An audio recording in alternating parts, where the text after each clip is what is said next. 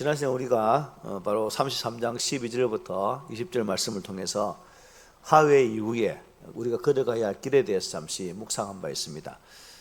야곱은 20년 동안 두려움의 대상이었던 형 에스를 드디어 만났습니다. 죽을 것 같은 그 두려움 속에서 만났지만 하나님께서 놀랍게 역사하셔서 은혜로 그 모든 과정을 풀어주셨습니다. 형 에스는 야곱을 용서했고 형제는 눈물로 서로 화해를 했습니다. 누가 보아도 이제 해피엔딩입니다. 잘 되겠지, 이제 앞으로 좋은 일 많이 생기겠지 라고 생각할 수 있겠지만 오늘 본문은 또 그게 아닙니다. 전혀 다른 분위기로 흘러가는 모습을 볼 수가 있습니다.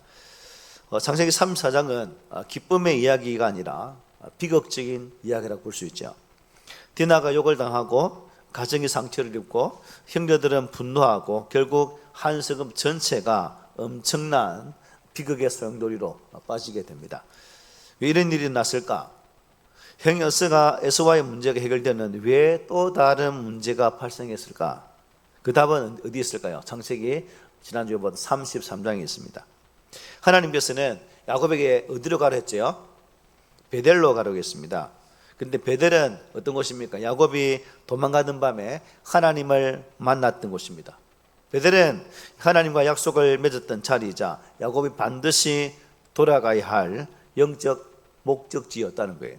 그런데 야곱은 베델로 가지 않았습니다. 숲곳에 머물렀고 또한 이 세겜으로 들어와서 그 땅을 사고 장막을 치고 정착하기 시작했다는 겁니다. 우리 지난주 봤던 19절 이렇게 말씀했죠. 그가 장막을 친 밭을 세겜의 아버지 하몰의 아들들의 손에서 백크시타에 샀으며 라고 말합니다. 백크시타 보니까 그냥 은 100개 정도, 또 어떤 사람들은 100마리의 양 이렇게 해석을 합니다. 어쨌든 100개의 분량의 그런 돈을 들여서 그 땅을 샀다는 겁니다. 야곱은 여러분 이 세겜 땅에 어떻게 존재될 인생이었습니까? 잠시 머물다가 떠나야 할 사람이었죠. 그런데 그 지나가야 할 곳에 땅을 샀습니다. 땅을 샀다는 것은 무슨 의미일까요? 정착하게 되었다는 거죠. 하나님이 원하신 곳보다 자신이 편안한 곳을 선택해서 자리를 깔고 앉게 되었습니다. 이것이 문제였죠. 겉으로 보면 야곱은 성공했습니다. 형과 화해도 했고 재산도 참 많고 가족도 무사하고 예배도 드렸습니다. 그 창세기 33장에 뭐라 말했습니까? 제단까지 쌓았어요. 그런데 제단을 쌓는다고 해서 순종한 것은 아닙니다. 예배를 드렸다고 여러분, 그렇다고 해서 여러분 하나님의 뜻 가운데 있는 것도 아니죠.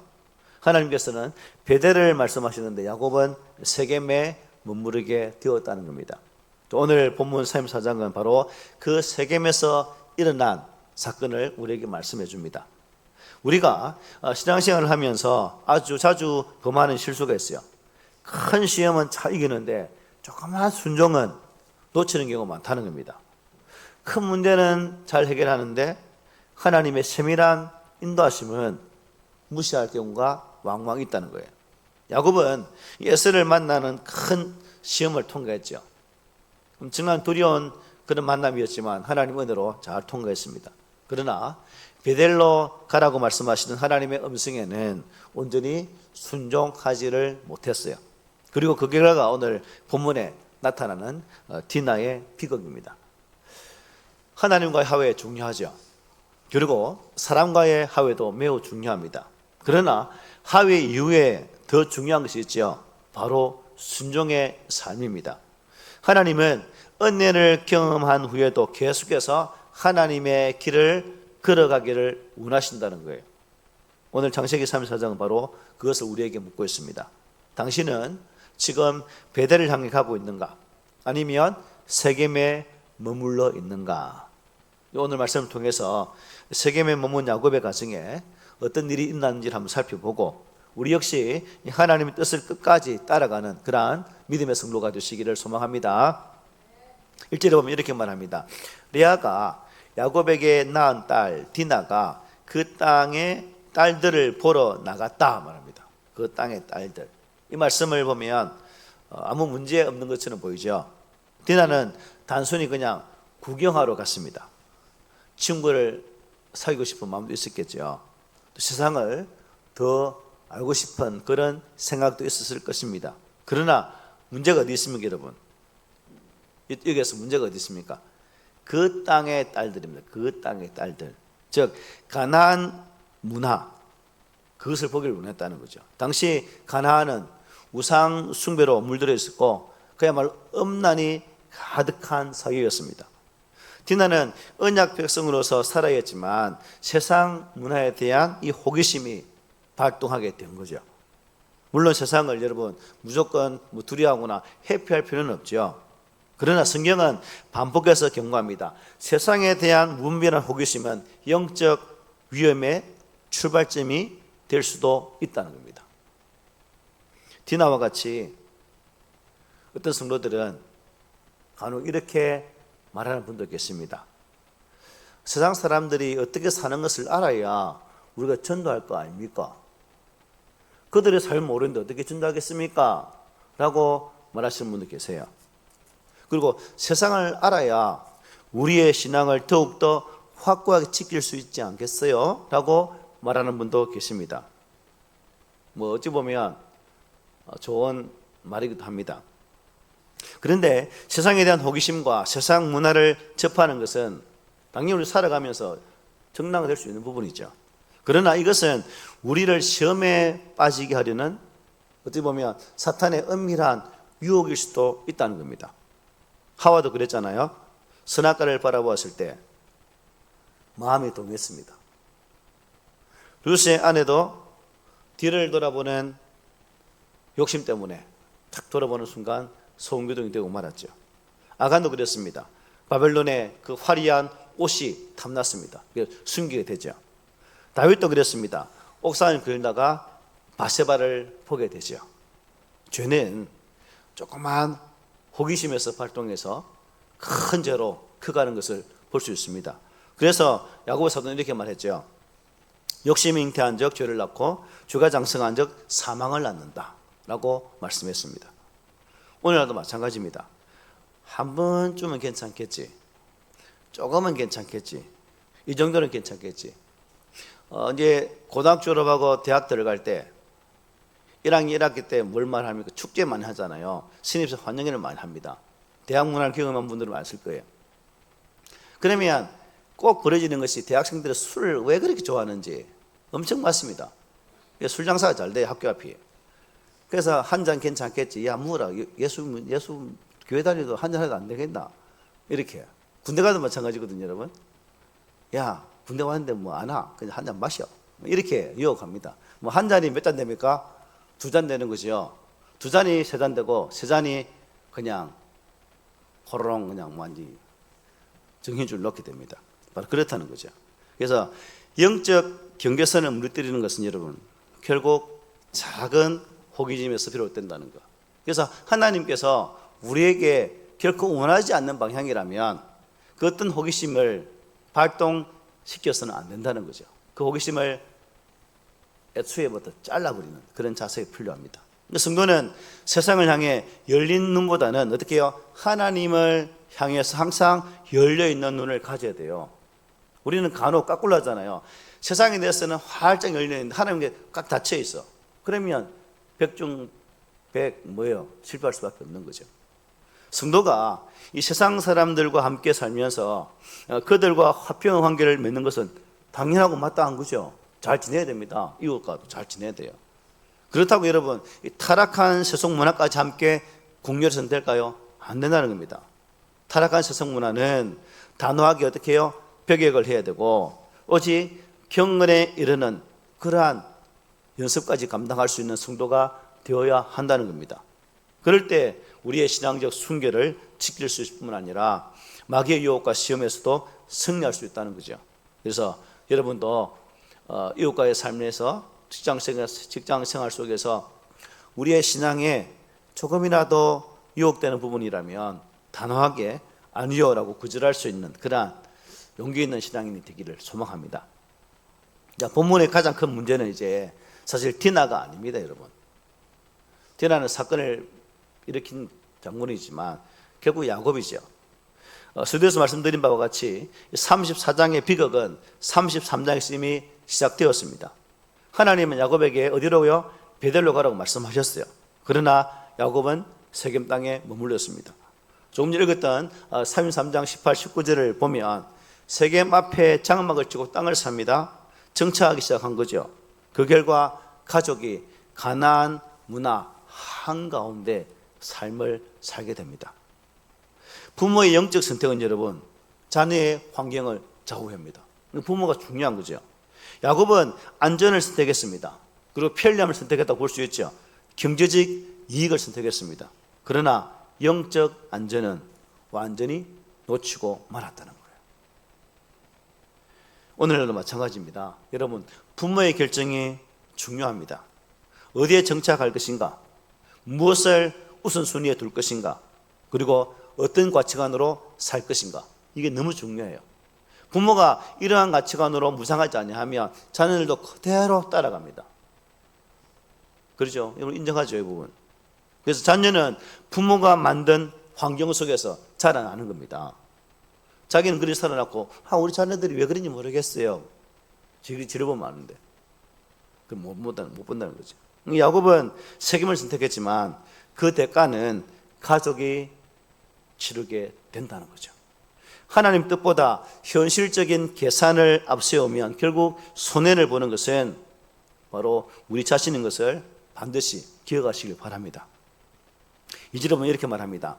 히위 족속 중 하몰의 아들 그 땅의 추장 세겜이 그를 보고 끌어들여 강간하여 욕되게 하고 라고 말합니다. 성경은 분명하게 세겜의 죄를 기록하고 있습니다. 세겜은 자신의 권력과 힘을 이용했습니다. 욕망을 절제하지 못했다는 거죠. 그리고 한 사람의 인생을 깊이 아프게 한 상처를 주는 그런 일을 하게 됩니다. 아마도 야곱의 딸 디나는 세겜의 마음을 혹 사로잡는 아름다움을 아마 간직했던 것 같습니다. 남자들은 이게 눈이 보이는 게 많이 좌우되잖아요. 우리 아들도 눈에 보이는 걸 찾고 있더라고요, 지금. 세겜은 바로 그런 디나의 아름다움에 빠져서 자신의 정욕을 채우고자 했어요? 강간을 했어요. 보십시오, 여러분.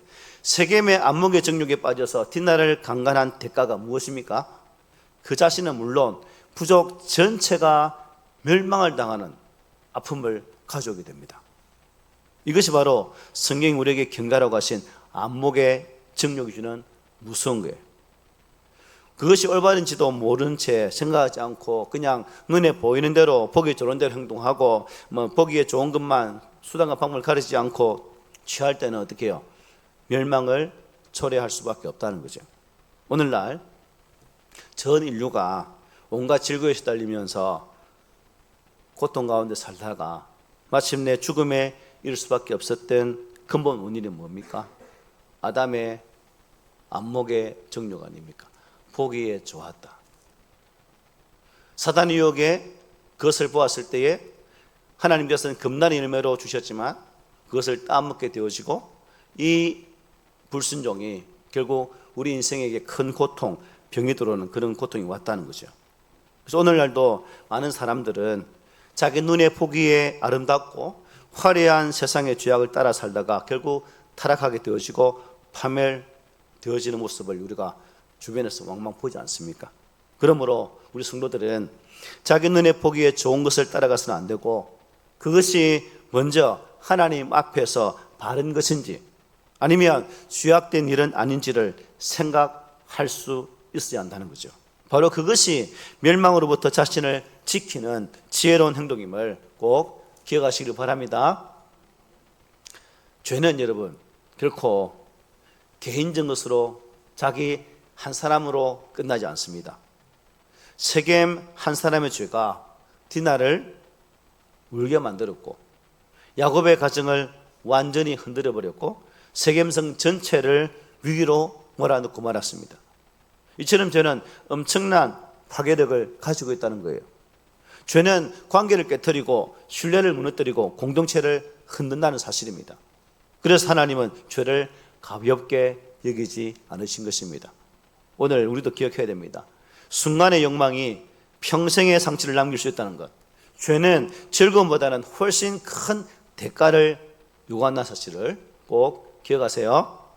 3절 한번 보십시오. 이제 그 마음이 깊이 야곱의 딸 디나에게 연연하며 그 소녀를 사랑하여 그의 마음을 말로 위로하고 오라고 말합니다. 세겜이 디나를 사랑했다고 기록하고 있습니다. 그리고 사절에서는 아버지에게 이제 결혼을 요구하게 되어지죠. 이 대목에서는 이제 그래도 세겜이 책임감이 있네. 지가 벌인 사건 수습하려고 책임지는 모습을 보이네 라고 생각할 수도 있습니다. 그러나 여러분, 디나를 향한 세겜의 사랑, 어떤 사랑일까요? 저는 결코 진실한 사랑이라고 생각지를 않습니다. 만약 디나를 보고 사랑에 빠졌다면 어떻게 해야 될까요? 지켜야죠. 지켜야지. 그리고 정당한 방법으로 디나를 자신의 아내로 삼는 것이 사랑하는 자의 마땅한 모습 아닐까요? 그런데 세겜은 그렇지 않았던 겁니다. 욕정이 끌리는 대로 먼저 일을 치르고 사고를 치고 나서 사랑한다라고 고백을 하고 있습니다. 그러니까 이 사랑은 거짓된 새빨간 사랑이다라고 볼 수밖에 없죠. 사랑이 무엇입니까? 사랑은 고린도서 13장 16절에 뭐라 말합니까? 사랑은 자기의 유익을 구하지 아니하며 라고 말하지 않습니까? 세겜은 오직 지 욕구, 욕심에 사로잡혀 있는 거죠. 자신에게 이익이 있을 때는 사랑한다고 하다가 손해가 생기면 어떻습니까? 모른 척하거나 상대방의 감정은 전혀 고려하지 않고 자신의 기분에 따라서 어떤 때는 잘해주다가 어떤 때는 함부로 대하는 것은 결코 참된 사랑이 아니다는 거죠. 세겜은 여러분 금지했습니다. 그리고 나중에 사랑을 말합니다. 성경의 사랑은 먼저 존중하고 먼저 보호하고 먼저 책임을 지는 거예요. 그러나 세상의 사랑은 종종 욕망을 사랑이라고 부르기도 합니다. 갖고 싶어서 사랑한다고 말하기도 합니다. 소유하고 싶어서 사랑한다고 말을 합니다. 그러나 그것은 사랑이 아니라 뭐라고요? 욕망에 지나지 않는다. 감정이 여러분 사랑의 기준이 아니에요. 하나님의 뜻이 사랑의 기준입니다. 참된 사랑은 상대를 하나님 앞에서 존귀하게 여기는 것임을 꼭 기억하는 우리 모두가 되기를 바랍니다. 5절에 보면 이렇게 말씀합니다. 야곱이 그 딸 딘나를 그가 도리엎었다 함을 들었으나 자기 아들들이 들에서 목축함으로 그들이 돌아오기까지 잠잠했다 말합니다. 자, 딘나의 사건을 아버지 야곱이 이제 소식을 듣게 됩니다. 그런데 너무 이상하게도 어떻게 합니까? 아무 행동하지를 않아요. 그냥 자기 아들들이 돌아오기만 기다리고 있다라고 말씀하고 있죠. 칼빈과 루터는 이 대목을 주석하면서 어떻게 했냐면 야곱의 슬픔이 너무나도 커서 아들들이 집으로 돌아오기까지 아무런 일도 하지 못했다라고 이렇게 주석을 하고 있습니다. 어떻게 나에게 이런 일이, 하늘이 무너질 것 같은 그 슬픔을 느끼면서 넋을 놓고 수습을 하지 못했다는 겁니다. 그렇겠죠, 그죠? 아버지라면 당연히 넋을 잃을 수도 있을 것 같아요. 야곱의 침묵은 이 본문에서 매우 중요한 부분입니다, 여러분. 물론 충격이 컸을 겁니다. 어떻게 해야 할지 모를 수도 있었겠죠. 그러나 지도자의 침묵은 문제를 더 크게 만든다는 사실입니다. 가정 안에 상처가 생겼을 때, 문제가 생겼을 때, 죄가 발생했을 때 침묵은 해결책이 되지 못한다는 거예요. 하나님 앞에서 문제를 반드시 직면해야 됩니다. 그리고 그 문제를 가지고 기도해야 되겠죠. 회복을 위해 빠르게 움직여야 한다는 겁니다. 야곱은 이 부분에서 영적 지도력에 너무나 약한 모습을 보여주고 있습니다. 결국 그 빈자리를 누가 채웁니까? 화난, 분노한 아들들이 그 자리를 채우게 되죠. 그리고 뒤이어서 엄청난 비극이 발생하게 됩니다.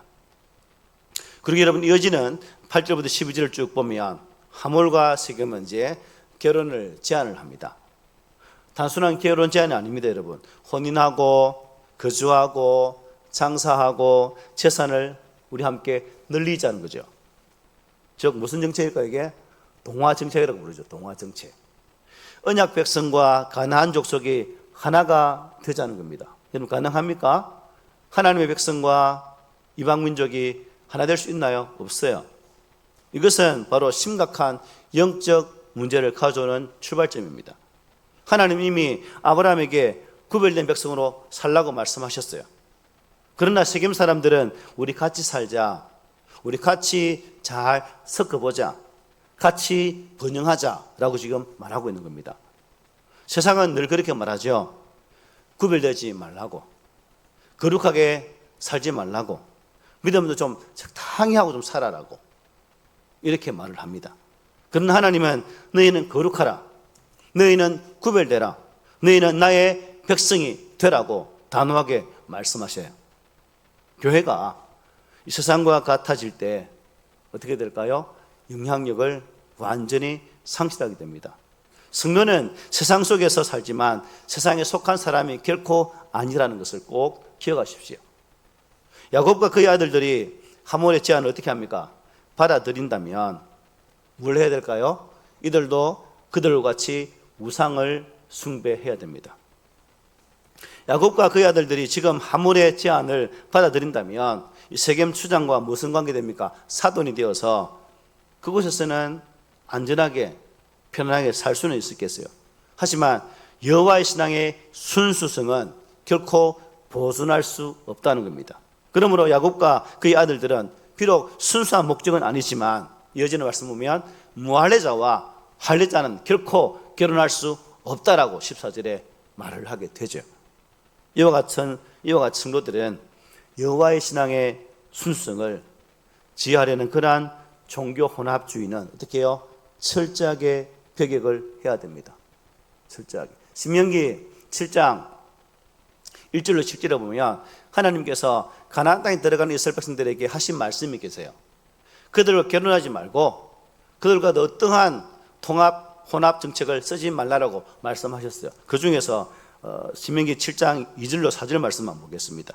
내 하나님 여호와께서 그들을 내게 넘겨 네게 치게 하시리니 그 때에 너는 그들을 진멸할 것이라. 그들과 어떤 언약도 하지 말 것이요 그들을 불쌍히 여기지도 말 것이며 또 그들과 혼인하지도 말지니 네 딸을 그들의 아들에게 주지 말 것이요 그들의 딸도 내 며느리로 삼지 말 것은 그가 네 아들의 유혹을 유혹하여 그가 여호와를 떠나고 다른 신들을 섬기게 하므로 여호와께서 너희에게 진노하사 갑자기 너희를 멸하실 것임이니라. 이 말씀은 가나안 족속의 죄악이 땅에 가득했기 때문이기도 하지만 한편으로는 그들과 통혼함으로써 이스라엘이 순수한 여호와의 신앙을 버리게 될 것을 하나님이 어떻게 해요? 이미 아신 거죠. 이미 아시고 염려하시면서 이 말씀을 이스라엘 백성들에게 주신 것입니다. 종교의 혼합은 여러분 또 다른 우상 숭배의 한 방향입니다. 하나님이 아주 지극히 싫어하시는 가증한 행위이기도 합니다. 따라서 성도들은 종교 혼합주의를 경계하고 멀리 해야 하는 겁니다. 특별히 오늘날 우리 주변에는 다양하게 종교 혼합을 시도하고자 하는 시도들이 얼마나 많습니까? 여러분 잘못 우리가 받아들이면 그 좋은 방향 아닌가? 서로 살자고 하는 방향 아닌가? 혹할 수 있죠. 그러나 성경적 기준에서 보면 결코 아니라는 거예요. 여러분 제가 항상 말하잖아요. 천주교. 만약에 천주교가 성경적 기반에서 성경 중심으로 그들이 계속 이렇게 한다면 그것 또한 괜찮아요. 하지만 천주교는 각 지역에 들어가는 지역마다 그들의 선교 정책이 뭐냐면 그 땅 종교와 혼합합니다. 그리고 동화해서 함께 더불어 가자고 말합니다. 맞나요? 성경적 기준으로 보면 아니에요. 그렇기 때문에 우리는 이러한 정책에 대해서 이런 것을 보면서 철저하게 반대해야 되죠. 성경에서 여러분 어떤 사람은 과학적으로 증명되는 것만 믿을지언정 과학으로 증명되지 않는 것은 믿지 않아도 안 되겠나라고 말하는 사람도 있습니다. 하나님의 역사가 성경을 사람의 과학으로 증명될 수 있나요? 없어요. 어떻게 하나님의 방법을 사람이 증명할 수 있겠습니까? 없습니다. 어떤 사람들은 불교나 유교나 다른 이슬람이나 결국 뭐 다 윤학 앞에서 다 잘 살려고 하는 것인데 그냥 우리 합쳐서 그냥 하나의 종교로서 그냥 가면 되지 라고 말을 합니다. 맞나요? 아니죠. 이렇게 하는 사람은 정신 차리게 돼요. 왜 이렇게 해야지.